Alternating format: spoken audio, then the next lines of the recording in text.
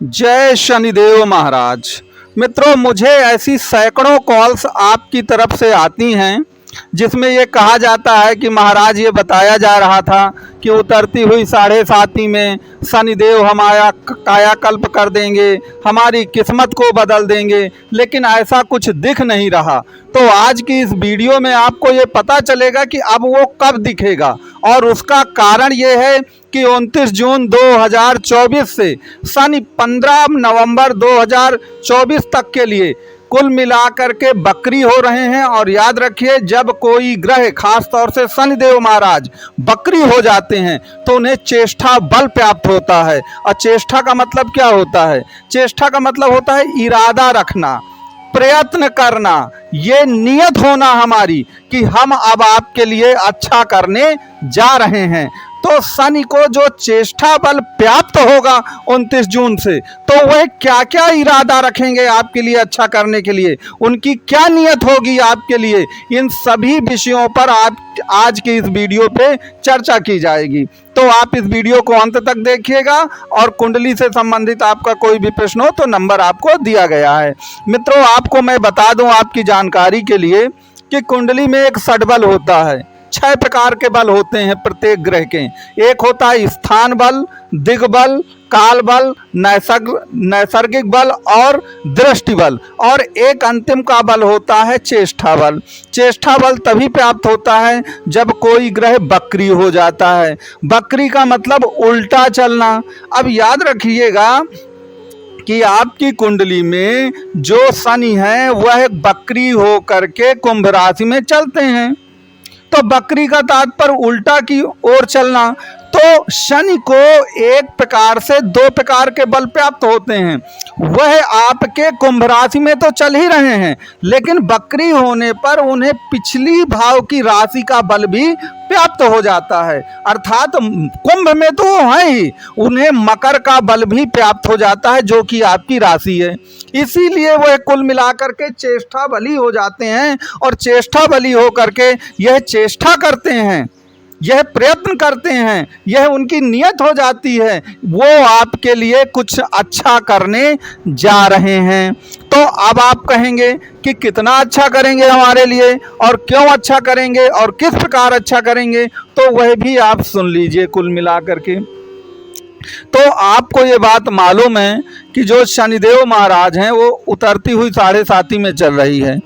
अब वह अच्छा करने जा रहे हैं।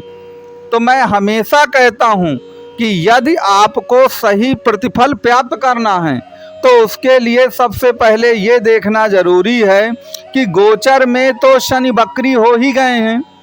अब आप अपनी कुंडली में ये देखिए कि उनका ये प्रयत्न है, ये चेष्टा है कि आपको अच्छा प्रतिफल दें। तो आपकी जन्म कुंडली में शनि कहाँ बैठे हैं, इस बात को हमेशा याद रखिएगा कि शनि जन्म कुंडली में कहाँ पर बैठे हैं।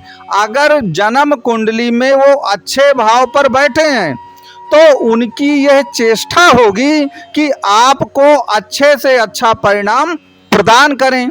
लेकिन मान लीजिए कि आपकी कुंडली में शनि नीच के बैठे हैं, मेष राशि में बैठे हैं, या शनि सूर्य की राशि में चले गए हैं, या शनि कुल मिलाकर के शत्रु नवांश में चले गए हैं, या शनि की डिग्रियां बेहद कम हो गई हैं या बहुत ज़्यादा हो गई हैं, तो फिर उनका जो चेष्टा बल है वह उतना अच्छा काम नहीं करेगा जितना अच्छा होना चाहिए। तो सब लोग क्या करिए कि अपनी कुंडलियों को खोलिए और बताइए कि शनिदेव भगवान बैठे कहाँ हैं।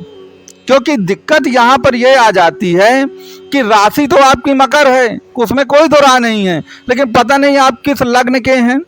यदि मान लीजिए आप वृष लग्न या तुला लग्न के हैं और राशि आपकी मकर है, तो आप मान लीजिए कि शनि चाहे आपकी कुंडली में जहां भी बैठा हो, यदि आपकी लग्न वृषभ या तुला होगी तो राशि आपकी मकर है, लेकिन शनि चाहे वृषभ और तुला लग्न की कुंडली में, चाहे कहीं पर भी शनिदेव विराजमान हो, आपको प्रतिफल मिलना ही मिलना है।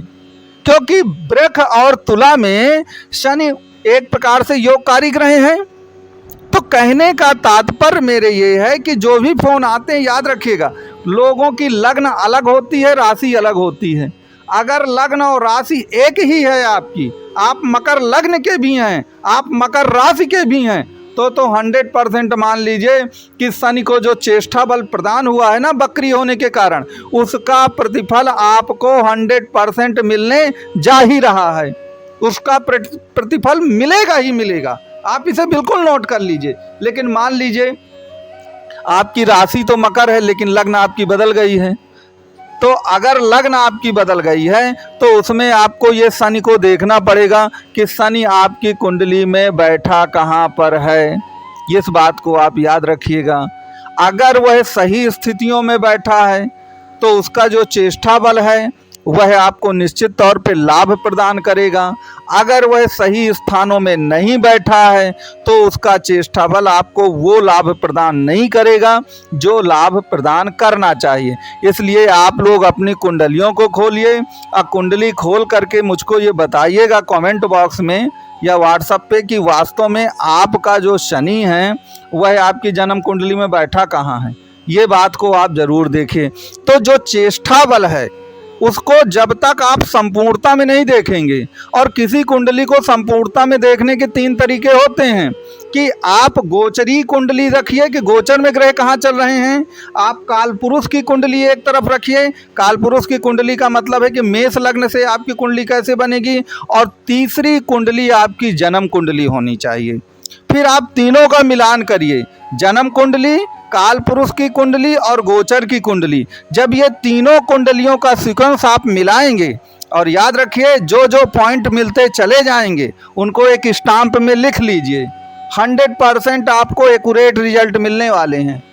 लेकिन हम लोग आधा अधूरा चूंकि एनालिसिस करते हैं और यूट्यूब पे आधा अधूरा एनालिसिस सुन भी लेते हैं, तो हमको यही लगता है कि नहीं ये तो गलत है, ये तो सही नहीं है, ज्योतिष में ये कैसे बताया जा रहा है। अब आपको करना क्या है कुल मिलाकर कि चेष्टा बल की ताकत का पूरा लाभ उठाने के लिए यह ज़रूरी है कि आप अपनी कुंडली में शनि की पोजीशन को देखिए, क्योंकि शनि जब बकरी होता है कोई भी ग्रह तो अपने प्रीवियस जो हाउस होता है उसकी ताकत को ले लेता है। जैसे ये कुंभ में हैं और ये बकरी हुए शनि, तो कुंभ से पहले क्या आता है मकर, तो मकर की जो ताकत है वह भी कुल मिलाकर के शनिदेव को आपकी कुंडली में मिल गई, तो उसे मकर की भी ताकत मिल जाएगी, कुंभ की भी मिल जाएगी। तो इस प्रकार से उसका जो चेष्टा बल है वह बहुत बलशाली हो जाएगा, और निश्चित तौर पर आपको कुल मिलाकर के जो भी कुंभ मकर राशि के लोग हैं उनको 100% इसका लाभ मिलने ही जा रहा है। तो मित्रों, आप अपनी कुंडली में इस योग को ज़रूर देखिएगा, चेष्टा बल को क्या परिणाम हुआ मुझे आप कमेंट बॉक्स में बताइएगा। और अगर आपको कुंडली का विश्लेषण चाहिए तो आप दिए गए जो नंबर हैं इनमें अवश्य संपर्क कर सकते हैं।